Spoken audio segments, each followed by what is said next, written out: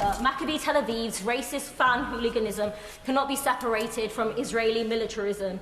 Many of these fans are active or former soldiers who have taken part in Israel's genocide in Gaza.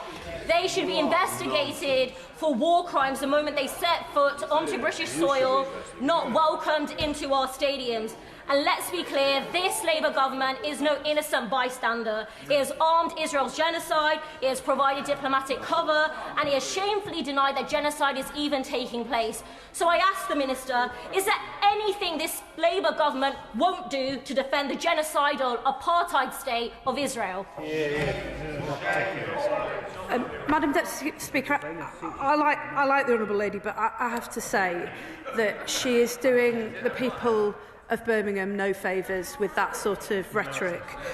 You know, when it comes to the conflation that she makes between all of the Maccabi Tel Aviv supporters and the actions of the Israeli government, that is precisely what the honourable gentleman was talking about blaming, in many cases, British citizens who happen to support Maccabi Tel Aviv for actions that are taking place in the Middle East. Conflating being Jewish and Israeli, I have to say, I'm afraid, is in itself anti-Semitism. I think she should take more care with her remarks. So the biggest development on next month's Maccabi Tel Aviv and Aston Villa game in the last 24 hours is that the Israeli football club has decided to not accept their quota of tickets for their fans. This means that if nothing shocking happens between now and 6th of November, then this match should go ahead without Israeli hooligans being at the Villa Park in Birmingham.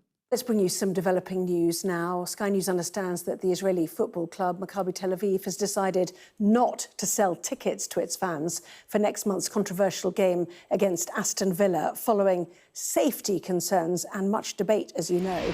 Well, let's bring in our sports correspondent, Rob Harris. What are you hearing then, Rob? This is a major development. Sky News learning that Maccabi Tel Aviv will now no longer sell tickets to the Europa League match at Aston Villa over safety concerns. The initial decision from the authorities in Birmingham had been to deny Israeli fans the right to attend the match. The government planned to push ahead with demanding that the West Midlands police do let the Israeli fans attend the game. I think this is a perfect opportunity for Zionist UK politicians such as Keir Starmer and Lisa Nandy to collect these tickets and set up a stall outside Villa Park to sell them to their Zionist support base. The reason I mentioned Lisa Nandy here is because her conduct inside the parliament yesterday during a special debate on this topic was simply atrocious. Yes, the UK Parliament actually devoted quite a lot of time to discuss why Maccabi Tel Aviv hooligans couldn't be allowed to showcase their violence in Birmingham, just like they did in Amsterdam last year and more recently in Tel Aviv on Sunday. There were plenty of independent MPs and also from the ruling Labour Party who used the opportunity to expose Nandy's hidden Zionist agenda. For every uncomfortable question, this woman whose stand on the Gaza genocide has been truly shameful kept repeating her lies that Maccabi fans were being banned because of their Jewish faith and being Israelis. This MP from Liverpool reminded Nandy that she was playing with fire in her desperation to serve the genocidal regime of a foreign settler colony. Of course, she didn't use all these words, they are mine. Labour MP Paula Barker from Liverpool Wavertree drew Nandy's attention, highlighting a similar disdain to safety groups' advice in the late 80s had led to the tragic death of 97 men, women and children during a football match. Watch her question and this Nandy woman's reply. Paula Barker. Thank you, Madam Deputy Speaker. I'd like to precursor my comments by saying everybody in this place was horrified by the attack on the synagogue in Heaton Park. And my comments today are purely based on safety. Because a year before the Hillsborough disaster, safety concerns at Sheffield Wednesday Stadium were raised by an official. But the ex-council safety officer was told by bosses in 1988 to keep his nose out of such concerns. Nobody in this place needs to be reminded what's happened as a result of ignoring that safety advice. 97 innocent men, women and children lost their lives. We have safety advisory groups for a reason, and it is a slippery slope when safety concerns are ignored, and I believe unprecedented for a government to try to overturn such advice. And I will respectfully disagree with the Secretary of State when she says that bans don't go on, because we have we've had a lot of cases, both nationally and internationally, the most recent one being Napoli versus Frankfurt. So can the Secretary of State be explicitly clear? Has she seen the safety advice? If so, does she disagree with the safety advice? And if she does disagree, can she tell the House on what ground she disagrees? Because it is imperative this House is clear, because if you are successful, if the government is successful in having the decision overturned, particularly after the scenes we witnessed last night with the Israeli derby, then people are going to ask questions. Can I thank my honourable friend, and as somebody who represents some of the Hillsborough families, can I say to her that we as a government, and I as an individual member of that government, take the safety of all fans and the wider community with the utmost seriousness. We would never treat safety as a secondary consideration. But she says that we're trying to overturn the police advice. We're doing absolutely no such thing, and I think I made that completely clear in the statement that I just made. We are working with West Midlands Police and local partners to make sure that we take into account the risks that they have raised in order to ensure that this game can go ahead safely with both sets of fans present. And I would say to her that yes, in the discussions and the consideration that I've given to the risks that West Midlands Police have highlighted, what is completely different about this case is not just that it's the first time since the early 2000s in this country that a decision has been taken to ban entirely away fans from attending a game. It's that the risk assessment is based in no small part on the risk posed to those fans that are attending who support Maccabi Tel Aviv because they are Israeli and because they are Jewish. Now, we should be appalled by that and never allow it to stand. Then it was the turn of Richard Burgon to embarrass Nandy. Richard, by the way, also is from the Labour Party and has been consistent with his stand against the Israeli genocide despite being in Keir Starmer's party. The best answer this Lisa Nandy woman came up with was that her government opposed the ban on Maccabi because they were Jewish and Israelis. Richard Burgon. Thank you, Madam Deputy Speaker. Isn't it the case that the police acting on intelligence believe Maccabi team fans shouldn't be allowed to attend the match for public safety reasons, and their record of hooliganism will have contributed to that? Bans like this have happened with other teams' fans across Europe. In this case, there's been a dangerous push to again claim that any criticism of Israel is anti-Semitic. Shouldn't the government just admit that on this it's got it badly wrong and let the police do their job without political interference? Because surely the real issue here is the right of local people to be kept safe. Well, look, can I just say to the honourable gentleman that the difference in this case is and what has tipped the balance and weight of the decision is the risk presented to Maccabi Tel Aviv fans because they are Israeli and in many cases because they are British and they're Jewish. I mean, these lots are not even pretending about their loyalty to Israel anymore. They're clearly catering to their lobby groups in Israel and not their respective constituents in the UK. Why must this be acceptable to her constituents and those traditionally voting the Labour Party? No wonder more and more people are now switching their loyalty to Jeremy Corbyn's new party and the Green Party. Then there was this another brilliant intervention from Brian Lishman, independent MP from Alloa and Grangemouth. Watch his question and another lame and despicable reply from Lisa Nandy. Nandy refused to call the last year's genocidal chants by Maccabi fans in Amsterdam Islamophobic. For her, it was simply appalling. But when it comes to the hooliganism of Maccabi fans, everything becomes anti-Semitic. Leishman. Thanks very much, Madam Deputy Speaker. Let me just say from the outset that all forms of bigotry is abhorrent. A Dutch police report into the disorder in Amsterdam at the Ajax versus Maccabi Tel Aviv fixture determined that Maccabi fans tore down a Palestinian flag, set fire to it and chanted, and I quote, "Fuck you, Palestine." That is vile, disgusting Islamophobia in action. How about preventing that from happening here? Because there is an extreme hooligan element of Maccabi fans that consistently behave in this manner. Does the government not see that Islamophobic behaviour is highly likely if these fans travel to Birmingham? What about the safety of our Muslim citizens? Thank you. I mean, look, everybody in this House is entitled to strong opinions, but they're not entitled to a selective version of the facts.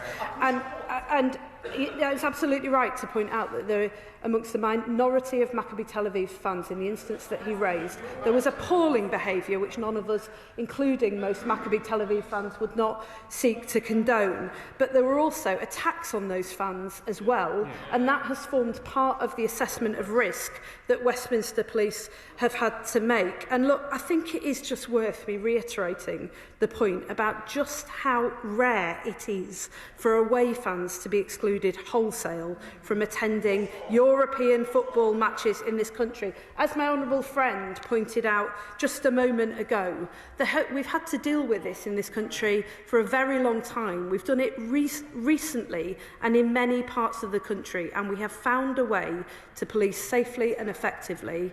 It cannot be beyond our collective wit to do so in this case. When Aston Villa's local MP Ayub Khan got up to ask his question, Nandy once again decided to launch a personal attack on him by accusing him of being a divisive figure. That's because he had led a campaign to have Israeli hooligans banned. Thank you, Madam Deputy Speaker. As the Member of Parliament for that very area that is set to host this match, and for the community whose public safety many members of this House wish to play fast and loose with, I know the reality on the ground, and I know that there has been a deliberate, disingenuous move by many to make this a matter of banning Jews, to conflate matters of policing with those of religion. Just this morning, I saw a video of Jewish community leaders standing outside the Villa Park saying they too support the banning of this team. I will release that video outside of this chamber. But those who are not welcome in Aston are hooligans that have a long history of violence and vile racism. Chants like F the Arabs, we will rape their daughters, that there are no schools in Gaza because there are no children left in Gaza. It's these hooligans that are not welcome.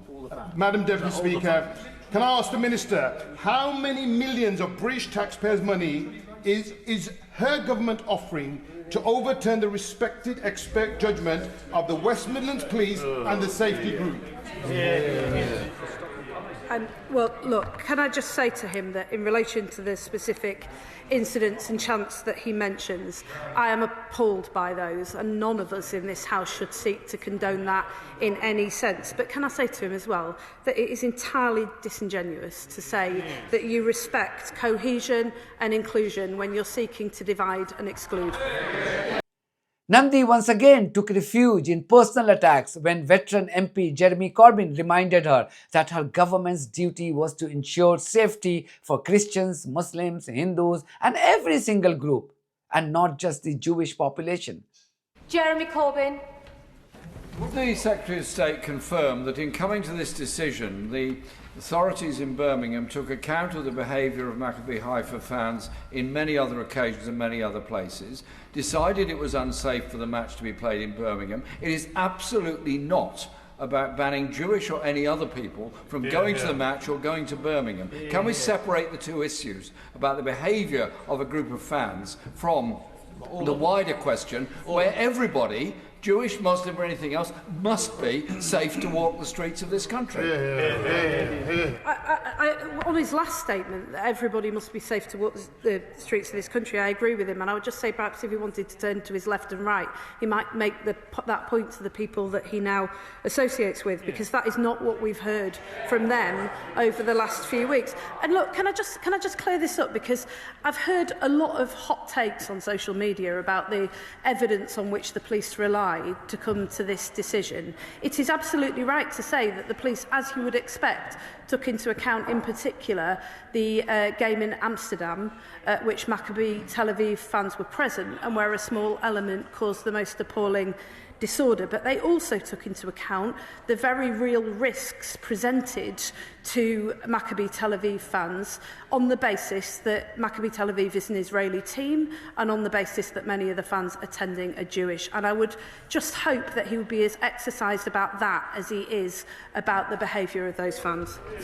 The longer the debate on Maccabi hooligans continued, the more agitated and rattled Nandy became. It was clear that she was finding it increasingly difficult to perform a balancing act between desperately putting up a fake camouflage of a progressive and secular MP and her real support for Israeli thugs. This was evident when she lost the plot and refused to answer independent MP Adnan Hussein's question. Adnan Hussein. Thank you, Madam Deputy Speaker. The government, politicians from across the House and the media establishment have condemned the proposed ban on Maccabi Tel Aviv fans as anti-Semitic. Yet this group has a record of violent behaviour, racist chants including death to Arabs and the mocking of the killing of Gazan children. Given the UK's adoption of the IHRA definition, which rightly warns against holding Jewish people collectively responsible for Israel's actions, does the Minister agree that criticism of Israel with its ongoing genocide, war crimes, breaches of international law and current genocide trial at the ICJ, with anti-Semitism against British Jews or Jewish people in general, actually undermines that definition? I won't sit down. And if the UK rightly... Is that the question? Is that the question? Quickly put the question. And if the UK rightly imposes cultural and sporting boycotts on countries like Russia over war crimes, why should Israel be treated differently? I made absolutely clear that it is perfectly acceptable for people to hold strong and passionate views about what is happening in Israel and Gaza, that there is a right in this country to make representations to sporting governing bodies and the government about who can participate in internet. I mean, he's not listening, so I think I'll just leave it. Nandy simply couldn't redeem herself after this, as you can see from the concluding part of this debate here. Look at Adam. Thank you, Madam Deputy Speaker. Anti-Semitism is vile and no one should be prevented from enjoying their sporting game, whatever it may be, simply because of their faith. And as a football fan, I take the decision to ban any fans very, very seriously. But the Prime Minister's decision to interfere with the independence of West Midlands Police and SAG should concern all of us in this House, especially when the same Prime Minister failed to intervene when British aid workers were killed, when they were volunteering for the World Central Kitchen, when he failed to intervene when his own MPs were denied access to Israel and the West Bank, and when he failed to intervene when the IDF boarded flotillas with British citizens and detaining them. Millions now will be spent on a football match defending some hooligans, not all, who chant there are no schools in Gaza because there are no children in Gaza. So does the Minister agree with me the Prime Minister should respect the independence of the police and the Safety Advisory Group? I really do wonder whether, had West Midlands Police made a different decision, whether he would have come to this House to question the decision that had been made. And I suspect, I'm afraid, that the answer is yes. And look, this is part of the problem with this debate, is that, you know, the chants that he talks about, I think, appall absolutely everybody in this House. He characterises the government in a particular way. He fails to make reference to the very many robust actions that we've taken around the Israeli government's actions in Gaza. We have condemned them. We've sanctioned members of the Israeli government. We've restricted arms sales to Israel. And we have been out there on the ground playing the part in peace negotiations and pushing for aid to get in at pace, and still are. But he doesn't reference that because, frankly, sadly, I think he is trying to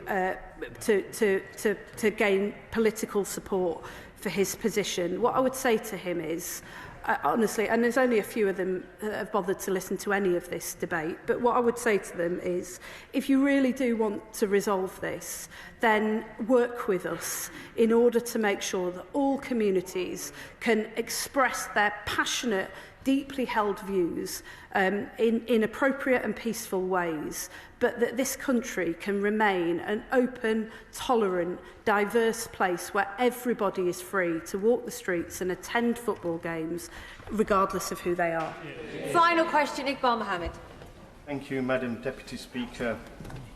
After the conflation of anti-Semitism with the banning of football hooligans who happen to come from Israel, and the abuse that I've received and other people who've received for supporting the ban on safety grounds, I must put on record that I and those people are not anti-Semitic, never have been and never will be.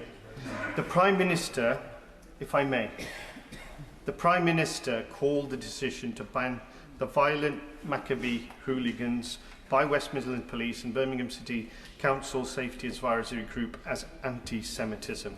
The leader of Reform said the police gave in to extremist intimidation. The leader of the Liberal Democrats called for the decision to be reversed, saying you don't tackle anti-Semitism by banning its victims. And racist comments from the would-be leader of the Tories said he was wrong that the integration has failed in Birmingham. Madam Deputy Speaker, let me ask this. Is it anti-Semitic for the Israeli police to cancel a football derby in Tel Aviv last night after these same hooligans forced the match to stop through violence and injury to fans and the police?